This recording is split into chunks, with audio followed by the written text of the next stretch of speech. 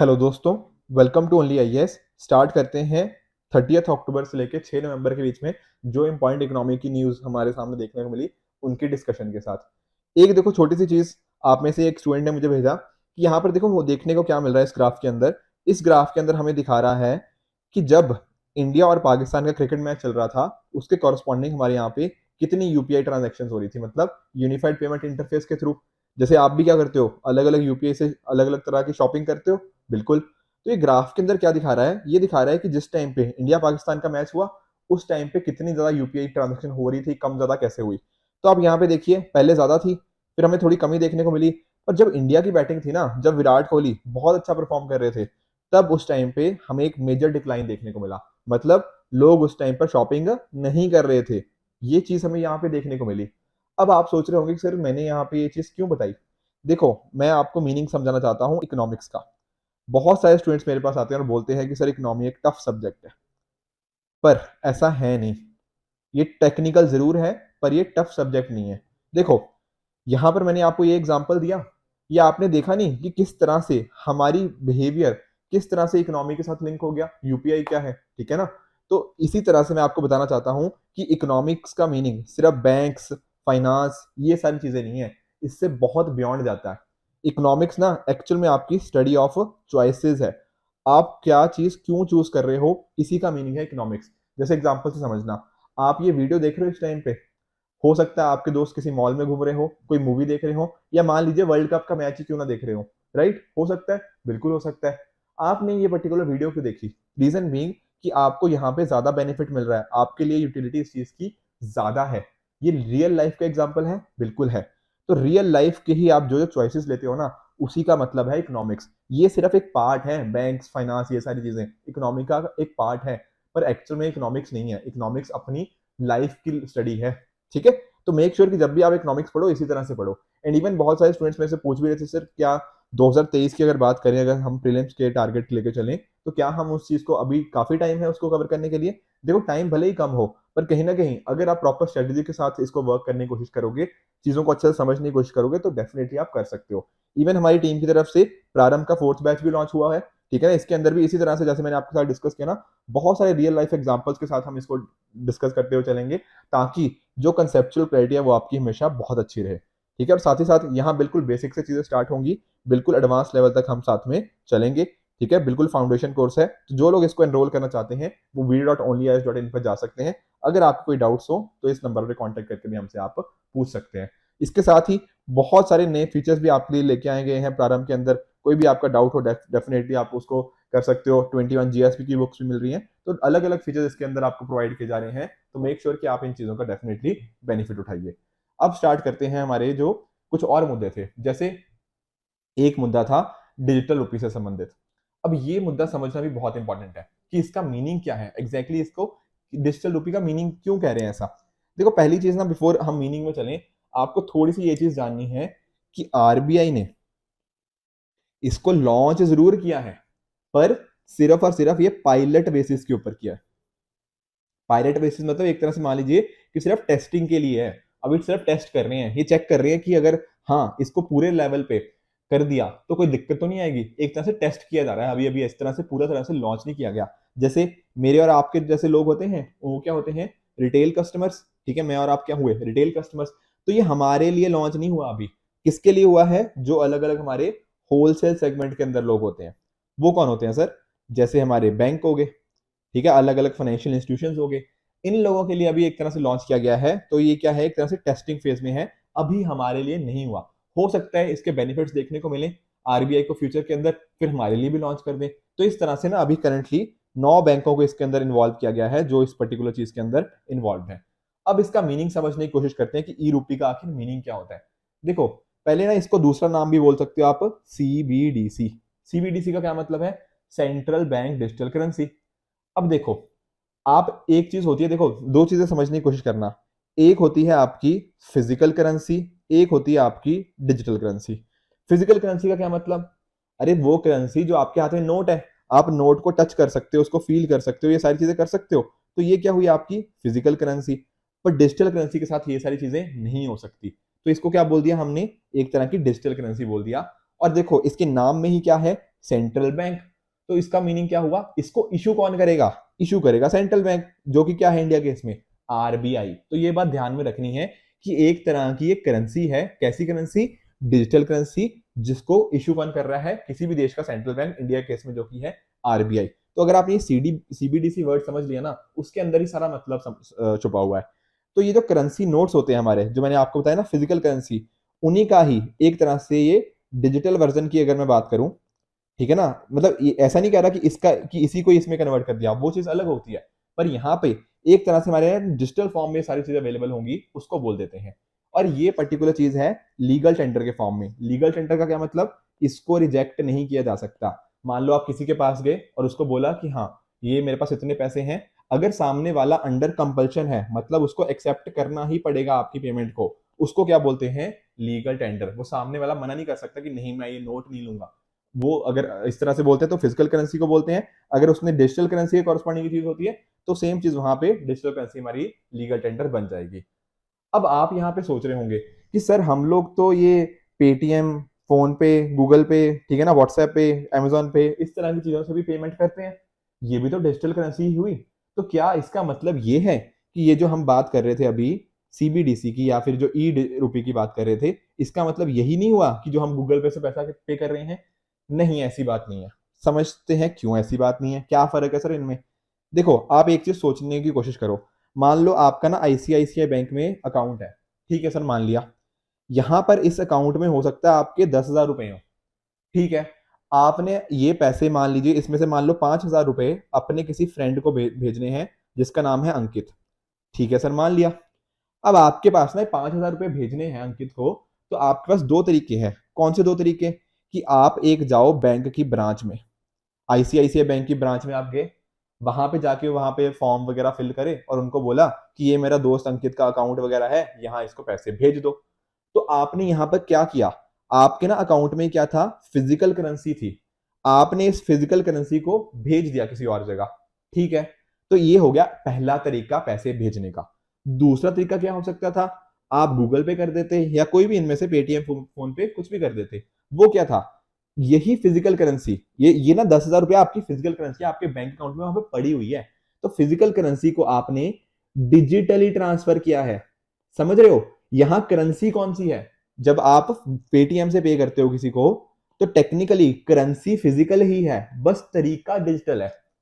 समझने की द्वारा समझाता हूं, ये देखो ये बैंक में पैसे पड़े हुए हैं, तो क्या बोलेंगे इसको, इसको बोलेंगे आपकी फिजिकल करेंसी।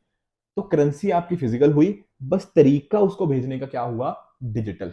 पर जब मैं बात करता हूं सीबीडीसी की, जो मैं ई रुपये की बात कर रहा हूं, यहां फिजिकल करेंसी नहीं है, फिजिकल करेंसी एग्जिस्ट नहीं करती। करेंसी कौन सी है, करेंसी खुद में डिजिटल करेंसी है। पॉइंट समझ आया, यहां करेंसी, डिजिटल करेंसी को आप डिजिटली ट्रांसफर कर सकते हो सीबीडीसी के अंदर। पर जब मैं बात करता हूं फिजिकल करेंसी की, तो सॉरी, जब मैं बात करता हूं यूपीआई की, तो वहां पर क्या हो रहा है, फिजिकल करेंसी को आप डिजिटल तरह से ट्रांसफर कर सकते हो, फर्क है, ठीक है ना। ये फिजिकल करेंसी डिजिटली ट्रांसफर करना, सीबीडीसी डिजिटल करेंसी को डिजिटली ट्रांसफर करना, इसको बोलते हैं दोनों के अंदर फर्क। आई होप मीनिंग समझ आ गया होगा। हो सकता है किसी एक दो स्टूडेंट्स को कुछ कंफ्यूजन हो, एक बार जस्ट एक दो मिनट ना पीछे रिवाइंड करके सुन लेना, ट्रस्ट मी दोबारा से क्लियर हो जाएगा।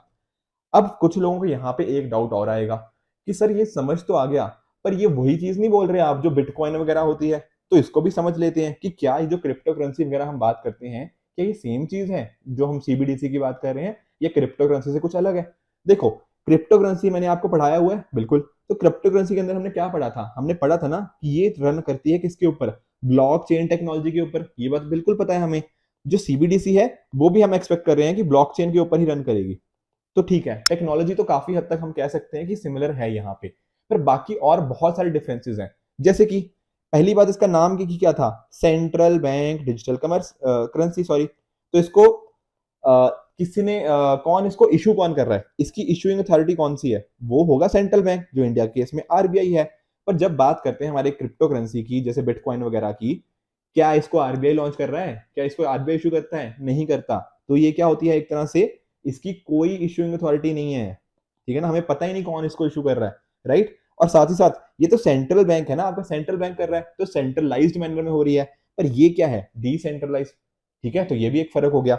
उसी तरह से सीबीडीसी क्या होगा आपका, एक लीगल टेंडर होगा।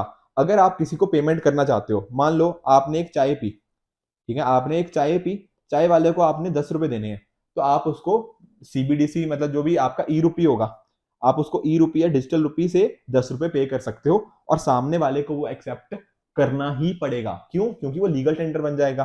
पर लीगल टेंडर क्यों है? क्योंकि आरबीआई ने उसको किया हो ना, इसलिए। पर जब मैं बात करता हूँ क्रिप्टो करेंसी की, तो जनरली ऐसा क्या होता है कि वो लीगल टेंडर नहीं होता। कुछ कुछ कंट्रीज में हो सकता है, पर जनरली नहीं होता। जैसे यही एग्जांपल ले लो, आप चाय वाले के पास गए और उसको ने बोला कि भैया 10 रुपए हुए हैं, तो आप क्या उसको ये बोलोगे कि ये लो 10 रुपए का बिटकॉइन, में बिटकॉइन के थ्रू कर दूं आपको? अब वो सामने वाला क्या कर सकता है, वो आपको मना कर सकता है ना। तो इस वजह से हुआ क्या, यहाँ पर क्रिप्टो करेंसी लीगल टेंडर नहीं है। उसी तरह से सीबीडीसी आसानी से यहाँ पर रेगुलेट कर सकते हो। देखो आरबीआई ने इसको किया ना, इशूइंग अथॉरिटी कौन सी है, आरबीआई। तो जो वो रेगुलेशंस वगैरह इसके कॉरस्पॉन्डिंग लेकर आ सकती है। इसकी जो डिमांड है और सप्लाई है कि कितनी होनी चाहिए सीबीडीसी, ये सारी चीजें ऊपर नीचे कर सकती है आरबीआई, बिल्कुल कर सकती है। जैसे देखो पैसों की होती है ना, हम मनी सप्लाई बढ़ते हैं, जैसे मनी सप्लाई को आरबीआई ऊपर नीचे करता रहता है, उसी तरह से इसकी भी सप्लाई और डिमांड ऊपर नीचे हो सकती है। पर जब बात करते हैं क्रिप्टो करेंसी जैसे बिटकॉइंस की, तो इसको रेगुलेट करना बहुत मुश्किल है, ये इशू आ गया। उसी तरह से एक फर्क आता है वैल्यू के टर्म्स में। देखो यहां पर जितनी आपकी फिजिकल करेंसी की वैल्यू है, उतनी ही सीबीडीसी की वैल्यू होगी, ठीक है। या तो देखो आपके पास 10 रुपए का नोट है, तो उसकी वैल्यू भी 10 रुपए है, या फिर आपके पास ई रुपये के अंदर 10 रुपए पड़े हैं, तो वो भी आपके 10 रुपए क्या है, वो भी तो सेम ही वैल्यू हुई उसकी, बिल्कुल। पर जब बात करते हैं बिटकॉइन या फिर क्रिप्टो करेंसी की, ये डिपेंड करते हैं डिमांड और सप्लाई के ऊपर। वो कैसे सर? देखो आप लोग देख ही रहे हो, कभी बिटकॉइन का प्राइस बहुत ऊपर, कभी फिर नीचे, कभी बहुत ऊपर, कभी फिर नीचे, इस तरह से चलता रहता है। वॉलेटिलिटी है यहाँ पे, बिल्कुल है, ठीक है ना। आप सभी जानते हो बिटकॉइन को, मेरे से बेहतर जानते हो बल्कि, तो ये सारी चीजें यहाँ पर देखने को मिलती हैं। तो समझ आया, ये यूपीआई नहीं है, यूपीआई से अलग चीज है। यूपीआई में क्या कर रहे थे हम, फिजिकल कैश कैश को डिजिटली ट्रांसफर कर रहे थे, पर सीबीडीसी के अंदर क्या हो रहा है, डिजिटल कैश को डिजिटली ट्रांसफर कर रहे हो। क्रिप्टो करेंसी से भी अलग है, ये भी हमने समझ लिया। तो आई होप एटलीस्ट ये समझ आ गया होगा कि ई रूपी है क्या, किस तरह से बाकी और जो एग्जिस्टिंग मैकेनिज्म्स हैं उनसे ये फर्क है। अब एक चीज आप मुझे बताओ कि इसको लॉन्च करने की जरूरत क्यों पड़ेगी, क्यों हम लॉन्च कर रहे हैं? देखो इसके पीछे के काफी सारे कारण आप सोच सकते हो। पहला तो कारण आप ये देखो, हम क्या करते हैं, हम फिजिकल करेंसी को लेकर आते हैं मार्केट में।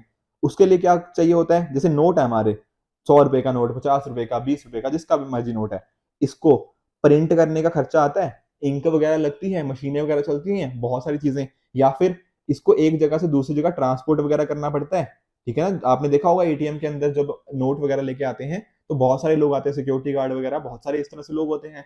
तो यहाँ पर काफी सारी कॉस्ट इन्वॉल्व हुई, बिल्कुल हुई, ठीक है ना। अगर इस कॉस्ट को कम किया जा सकता है, बिल्कुल किया जा सकता है, अगर हम यूज क्या करें, CBDC, central bank digital currency, इसको कम करेगी। ये जो कॉस्ट लग रही है प्रिंट करने की, उनको कैरी करने की, इसको कम किया जा सकता है। दूसरी चीज आप देखो, जैसे ये मान लो ये 100 रुपए का नोट है, ठीक है। आजकल इसके नकली नोट, आजकल क्या हमेशा से इनके हमें फेक नोट देखने को मिले या नहीं मिले? नकली नोट हर किसी चीज के आपको देखने को मिल जाते हैं कहीं ना कहीं, राइट। तो अगर आप सोचो, अगर सीबीडीसी होगा, डिजिटल फॉर्म में आपकी करेंसी पड़ी है, क्या इसको फेक कर पाओगे कि इसके नकली नोट लेके आ पाओगे? ये तो नोट की फॉर्म में है ही नहीं ना, तो नकली कहां से आएगा? तो ये एक तरीका हमने ढूंढ लिया कि जो काउंटर फीड करेंसी है ना, उसको हम टैकल कर सकते हैं, बिल्कुल कर सकते हैं। साथ ही साथ देखो गवर्नमेंट के पास ना एक तरह का रिकॉर्ड बना रहेगा कि किसके पास कितना पैसा है। आप समझ रहे हो, आपके डिजिटल करेंसी आपके एक तरह से आपको गवर्नमेंट को दिखता रहेगा, गवर्नमेंट कह लो या आरबीआई कह लो, आरबीआई को दिखता रहेगा कि इस बंदे के पास इतना पैसा है, इस बंदे के पास इतना पैसा है। तो जो ब्लैक मनी जैसी चीजें होती हैं, उनको भी कुछ हद तक हम लगाम लगा सकते हैं, बिल्कुल लगा सकते हैं। साथ ही साथ इसको देखो एक जगह से दूसरी जगह भेजना बहुत आसान है। जैसे इसके लिए कोई इंटरनेट की जरूरत नहीं है, आप जानते हो अब यूपीआई के लिए इंटरनेट की जरूरत नहीं होती, तो वो सेम चीज यहाँ पर भी एप्लीकेबल हो जाएगी। तो ये सारे के सारे बेनिफिट्स हमें देखने को मिल सकते हैं। इसके अलावा भी बहुत सारे बेनिफिट्स हो सकते हैं, ठीक है। इंडिया वर्ल्ड लेवल के ऊपर ना आजकल जैसे चाइना का भी चला हुआ है, इस तरह से बहुत सारी हमें डिजिटल करेंसीज देखने को मिल रही हैं, बहुत सारे पोटेंशियल बेनिफिट्स भी हैं फ्यूचर के अंदर। तो इंडिया भी उनमें पीछे नहीं हटना चाहता, इसी वजह से बहुत सारे रीजंस हैं कि इंडिया चाहता है कि इसको लॉन्च किया जाए। पर देखो काफी सारे इश्यूज भी हो सकते हैं, जैसे फॉर एग्जाम्पल आपको जो पैसा आप बैंक में रखते हो, आपको कुछ उसके डिपॉजिट के ऊपर कुछ इंटरेस्ट रेट मिलता है, बिल्कुल मिलता है। तो क्या इसके ऊपर भी मिलेगा?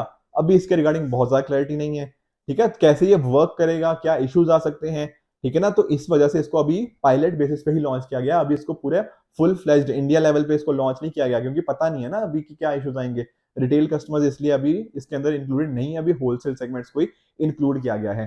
फ्यूचर में हो सकता है अगर आरबीआई को लगता है कि बहुत सारे पोटेंशियल बेनिफिट्स इसके आगे, तो हो सकता है सबके लिए इसको लॉन्च कर दिया जाए। तो एक तरह से ना ये कह सकते हो कि ट्रांजिशन के अंदर चीजें चल रही हैं, ठीक है। जो इसके इम्पैक्ट आएंगे उसके बेसिस पे आगे फर्दर आरबीआई स्टेप्स लेगी। तो ये हो गया पहला मुद्दा। आई होप सबको क्लैरिटी समझ आ गई होगी कि क्या इसका मीनिंग क्या होता है, डिजिटल करेंसी कैसे डिफरेंट है from UPI as well as crypto currency. नहीं समझ आया प्लीज एक बार दोबारा देख लेना, ट्रस्ट में समझ आना चाहिए, ठीक है। चलते हैं अगले तरफ। एक देखो मुद्दा फिर से एक ये था इस वीक कि आरबीआई पैनल के द्वारा एक स्पेशल मीटिंग होल्ड हुई 3 नवंबर को। अब देखो वैसे तो मैं इन्फ्लेशन ना जाने कितनी बार आपके साथ डिस्कस कर चुका हूं पिछले वीक्स के अंदर, पर जस्ट एक क्विकली रिकैप कर देते हैं 2 मिनट के अंदर ही, ताकि ना ऐसे किसी को वो ना लगे कि टाइम वेस्ट हो रहा है, क्योंकि पहले हम हर हफ्ते ही लगभग डिस्कशन करते रहते हैं। देखो आप जानते हो कि जो इन्फ्लेशन है उसका टारगेट दिया हुआ है। इन्फ्लेशन का टारगेट क्या है? 4 ± 2, यानी कि इन्फ्लेशन हमें 2 से 6% के बीच में रखनी है। किसने टारगेट ये डिसाइड किया हुआ है? ये डिसाइड किया गया है गवर्नमेंट ऑफ इंडिया के द्वारा, जो इन्होंने कंसल्ट किया था आरबीआई के साथ। तो डिसाइड कौन करता है टारगेट कि कितना रखना है 2 से 6? ये डिसाइड किया जाता है गवर्नमेंट ऑफ इंडिया के द्वारा इन कंसल्टेशन विद आरबीआई। तो पहले तो ये बात होगी, ठीक है। इसको मैनेज करने के लिए 2 से 6% में रखने के लिए हमने क्या बनाई थी सेंट्रल गवर्नमेंट ने, मतलब मॉनेटरी पॉलिसी कमेटी। अब इसको भी आप जानते हो, राइट। अब मॉनेटरी पॉलिसी कमेटी क्या करती है? हमें बताती है कि भैया रेपो रेट क्या होनी चाहिए, ये चीज इसको बताती है। जो रिवर्स रेपो सीआरआर एसएलआर वो आरबीआई खुद तय कर लेता है, वहां पे मतलब वो मतलब एमपीसी के डोमेन में नहीं आता, वो एमपीसी के बाहर आता है। अब ये जो एमपीसी का जो फैसला होता है ये होता है बाइंडिंग किसके ऊपर? आरबीआई के ऊपर, ठीक है ना। तो हमारा मैंडेट क्या था? 2 से 6% के बीच में रखना, उसको हमने समझ लिया। अब देखो हम पिछले काफी टाइम से इन्फ्लेशन को ट्रैक करने की कोशिश कर रहे हैं, बिल्कुल। तो अगर मान लो इन्फ्लेशन हमारी 2 से 6% के बीच में ना रहे, मान लो 6% से या तो ऊपर हो जाए या 2% से नीचे हो जाए, कितने टाइम के लिए? 3 कंसेक्यूटिव क्वार्टर्स के लिए। ये वर्ड ध्यान में सुनो, 3 कंसेक्यूटिव क्वार्टर मतलब क्या होता है? 3 मंथ्स। 3 कंसेक्यूटिव मतलब लगातार 3 कंसेक्यूटिव क्वार्टर, यानी कि 3 × 3। अगर लगातार 9 महीनों के लिए, या 9 मंथ्स कह लो, या फिर 3 कंसेक्यूटिव क्वार्टर्स कह लो, इस 9 महीने के लिए जो इन्फ्लेशन का दर है वो 2 से 6% के बाहर चला जाता है, या तो 6 से बाहर या तो 6 से ऊपर चला जाता है, या 2 से कम चला जाता है, तो हम क्या बोलेंगे? हम ये बोलेंगे कि भैया ये जो टारगेट मिला था ना आरबीआई को 2 से 6% मेंटेन करने का, आरबीआई क्या हो गई है? फेल हो गई है इसको मीट करने के लिए। पॉइंट समझ आया? और यही सिचुएशन आज के टाइम पर है। आप लोगों ने मेरे साथ पिछले काफी टाइम से इन्फ्लेशन को ट्रैक भी किया हुआ है, जिसमें हमने बार बार देखा है कि इन्फ्लेशन का नंबर कितना है, वो 6% से ज्यादा ही रहा है। तो कह सकते हैं कि आरबीआई फेल करी है 2 से 6% के अंदर मैनेज करने के लिए, बिल्कुल कहा जा सकता है। अब देखो जब ऐसी सिचुएशन आएगी तो क्या करना पड़ेगा? ऐसा एक्ट के अंदर लिखा हुआ है कि अगर ऐसी सिचुएशन आती है तो आरबीआई को एक रिपोर्ट देनी पड़ेगी, ठीक है। एक तरह का रिपोर्ट कार्ड कह लो या समथिंग, जैसे हम लोग भी देखते हैं। तो सेंट्रल गवर्नमेंट को क्या करनी पड़ेगी? एक रिपोर्ट देनी पड़ेगी। अब रिपोर्ट के अंदर क्या होगा? रिपोर्ट के अंदर ना ये तय करेंगे, ये इन्होंने बताया होगा कि हम आखिर ये फेल क्यों करें, हम क्यों फेल कर गए इस पर्टिकुलर टारगेट को अचीव करने के लिए। चलो फेल कर गए, अब क्या करेंगे? इसका रेमेडी क्या है? फ्यूचर में अब क्या करना है इसको ठीक करने के लिए ताकि इसके अंदर वापस ले आए, वो सारी चीजें होंगी। तो इस तरह से टाइमली इंप्लीमेंटेशन कैसे होगा, क्या क्या एफर्ट्स लेके आने हैं, उनकी जिक्र होगा इस रिपोर्ट के अंदर। ये होता है पूरा प्रोसेस। उसी वजह से क्या हुआ, एक स्पेशल मीटिंग हुई 3 नवंबर को। क्यों हुई स्पेशल मीटिंग? क्योंकि आरबीआई ने टारगेट मीट नहीं ना किया, अब उसको रिपोर्ट देनी है, ठीक है ना। रिपोर्ट किसको देनी है? सेंट्रल गवर्नमेंट को। तो वो तय भी तो करना है कि रिपोर्ट के अंदर लिखना क्या है, क्या क्या चीजें, उसके लिए एक मीटिंग हमें यहाँ पे देखने को मिली। अब कितनी देर में रिपोर्ट देनी होती है? देखो जैसे ही आपके 3 महीने खत्म हुए ना, सॉरी 9 मंथ्स जब खत्म हुए, एज इन 9 महीने आप लगातार बाहर गए, उसके अनाउंसमेंट के 1 महीने बाद, मैं आपको समझाता हूं जैसे एक्चुअल में हुआ। पता क्या, पिछली बार ना 12 अक्टूबर को हमें ना इन्फ्लेशन का डेटा आया था। अब तब 12 अक्टूबर को क्या हुआ, 9 महीने हो गए थे जब हमारा इन्फ्लेशन 6% के बाहर था। तो अब आरबीआई के पास 1 महीना है कि वो क्या करे, वो रिपोर्ट दे दे सेंट्रल गवर्नमेंट को, ठीक है ना। तो यानी कि 12 नवंबर से पहले पहले आरबीआई को रिपोर्ट देनी है। उसी चीजों के लिए यहाँ पे एक स्पेशल मीटिंग बुलाई गई थी इस चीज को लिए। समझ आ गया?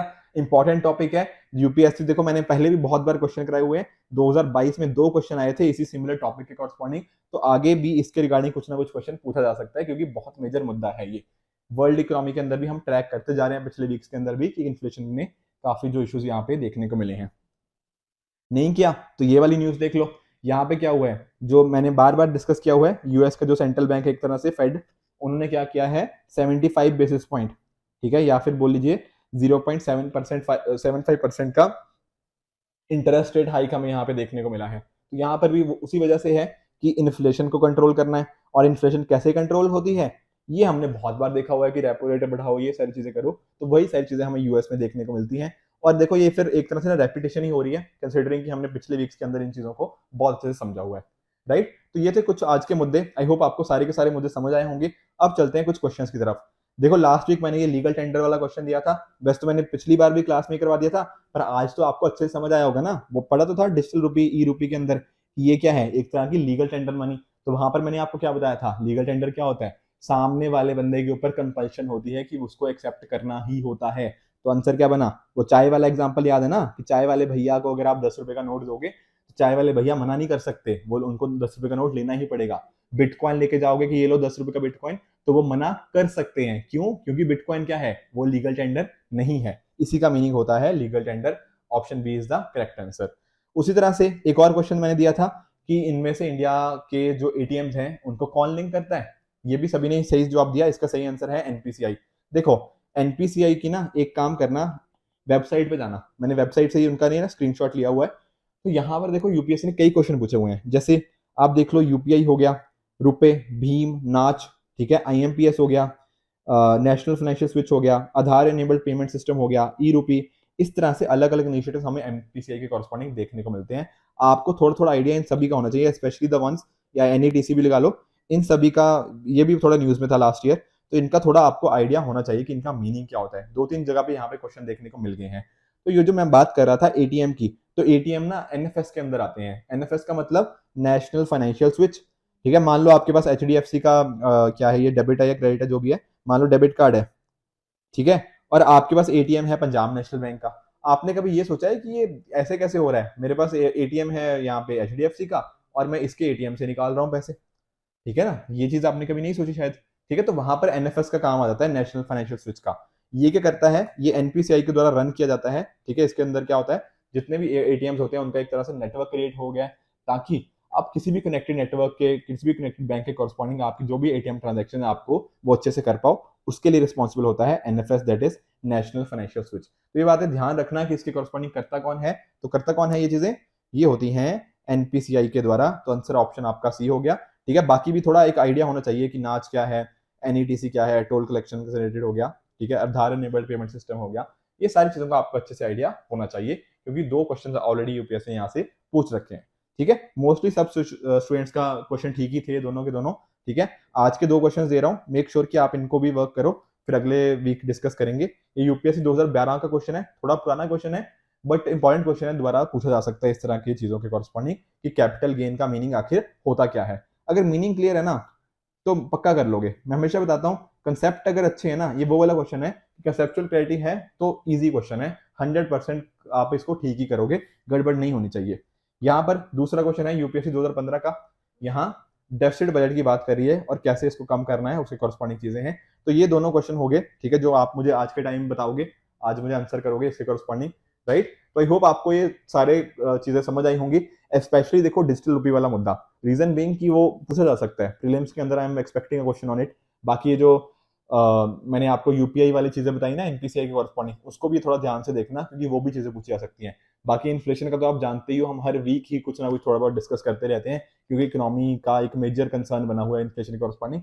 तो मेक श्योर कि आप इन चीजों के ऊपर अच्छे से चीजों को इनको पढ़ते रहो, ठीक है friends. So friends, this it for this video, keep working hard, good bye and good luck.